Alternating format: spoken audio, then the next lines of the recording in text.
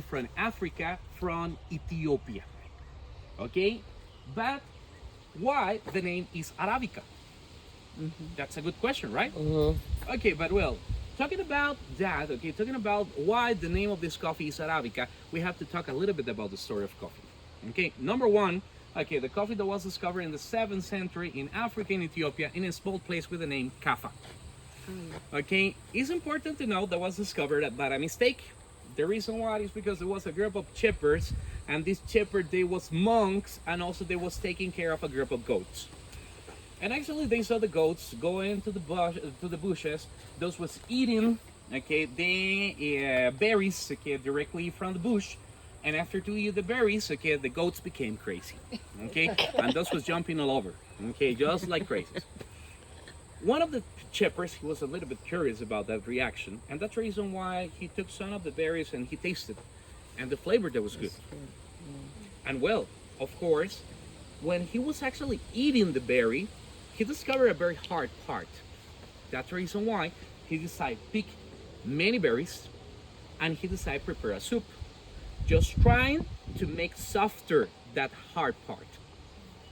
Of course, well, he started to prepare the soup, okay, with water, and well, basically when he tastes the soup, the flavor of that soup, that was terrible. That's the reason why he decided left the soup on the fire, and with evaporation, all the seeds start to get to the bottom, and those will start a roasting process, producing a very delicious fragrance.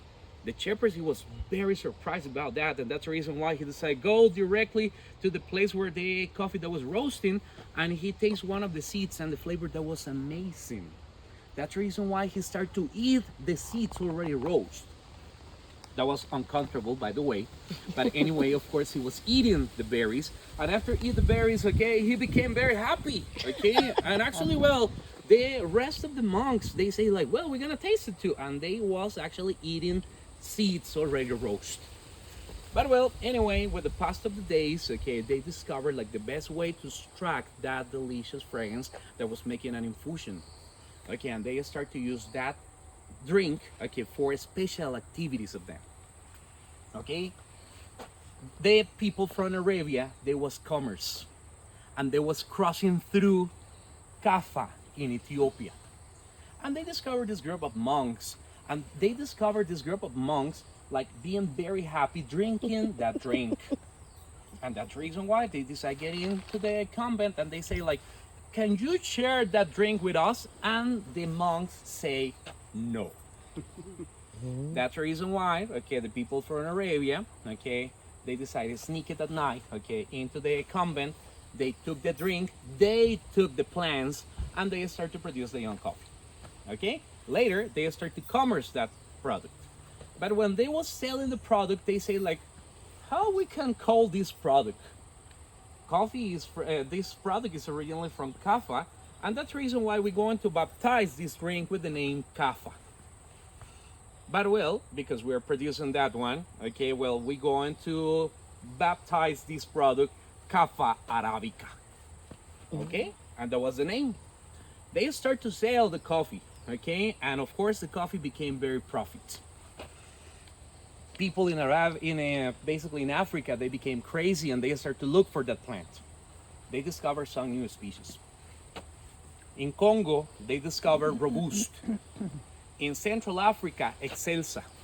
And in Liberia, they discovered Liberica. Of course, that's the reason why we have 4 species of coffee. But the coffee started a big trip before it arrived to America. Okay, first, that was passing through basically Arabia. After then, the coffee that was continuing direction to Italy. After Italy, France. After France, the islands on the Atlantic. And after the islands on the Atlantic, the coffee that was introduced into America. And the first country in America with coffee that was? Costa Rica? No, that wasn't Costa Rica. Okay, what's the name of that country? Come on, you can do it. It's located in the south.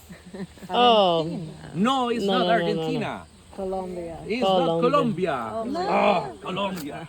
Brazil? Directly to my heart because Colombia is our direct competition. Brazil? Brazil. That's right. Brazil. Coffee that was introduced to Brazil. And after Brazil, the coffee that was introduced in the rest of the American countries. And in the case of Costa Rica, the coffee that was introduced in the year of In the year of? Like 18. Nope, in the year of? I told you before. Oh, shoot.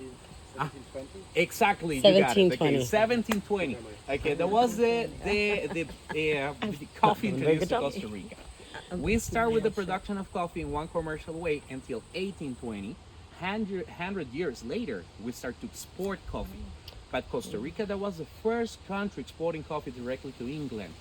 That's the reason why the economy in Costa Rica started to go up very fast. But when something became profit, guess what? We start to have competition. That's the reason why the rest of the American countries, they start to produce coffee and they start to export coffee. And that's the reason why for 1989, Costa Rica, there wasn't a competition for any other country in America. That's the reason why the president in Costa Rica in that moment, and his name is Oscar Arias Sanchez, okay, because he's still alive. Okay, he signed a new law, okay, making mandatory the production of Arabica coffee. Because of the 4 species of coffee, the best quality is Arabica. That's the reason why that's the only species of coffee produced in Costa Rica. Arabica coffee. It's smooth and sweet in one natural way. In the case of the other coffees, the flavor is more bitter and more acid. That's the reason why it's lower quality. That's the reason why we produce just Arabica coffee. There was a big blast for Costa Rica, but that was a headache for the producers of coffee. The reason why is because of the 4 species of coffee, the weakest plant is Arabica. Of course, it have to be Arabica. And well, of course, well, if this plant had too much sun, that's gonna kill the plant. If the plant it doesn't have enough sun, that kill the plant. If the plant have too much water, that kill the plant. If the plant it doesn't have water, that kill the plant. If you look the plant like very bad, you're gonna kill the plant. That's the reason why, well, you have to be careful. Okay. It's delicate. Delicate. Very delicate. Okay, and that's the reason why, of course, the farmers in Costa Rica, they start to design different techniques to protect these plants. One of the most important techniques is related with all the trees we can see around. Okay, if you observe, okay, we have big trees in the middle of the coffee field, and for example, this one is a wild avocado. Okay, and all the year long is green. Okay, and that's the reason why these trees producing shade for the coffee. And depending, of course, of the time of the day, the shade that's gonna be traveling, okay, depending of the location of the sun. That's the reason why all the plants, okay, will be actually having enough sun or in enough shade, and that's the reason why, of course, okay, we have big trees over here. And also, well, we have important plants into the field for protect the coffee, and one of those is the bananas. Okay, but we're gonna talk about the bananas ahead. Now follow me this way.